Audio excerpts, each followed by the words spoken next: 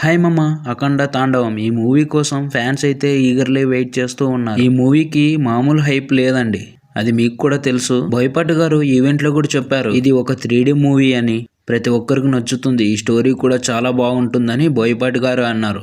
ఇప్పటిదాకా మనం చూసిన ట్రైలర్ కూడా చాలా బాగా అనిపించింది. విఎఫ్ఎక్స్, ఫైట్స్ కానీ స్టోరీ టెల్లింగ్ కూడా చాలా బాగుంటుందని అనుకుంటున్నాను. ఈ movie December 5th world wide గా రిలీజ్ అవబోతుంది. ఈ మూవీ నుంచి వచ్చిన సమ్ సాంగ్స్ కూడా చాలా బాగున్నాయి. మూవీ టీం మనం అనుకున్న దానికన్నా ప్రమోషన్ చాలా బాగా చేశారు. ట్రైలర్ లో నేను అబ్జర్వ్ చేసిన కొన్ని మెయిన్ పాయింట్స్ చెప్తా చూడండి. అఖండ 1కి రిలేటెడ్ గా ఉంటుందని ఈ మూవీ నాకు అర్థమైంది.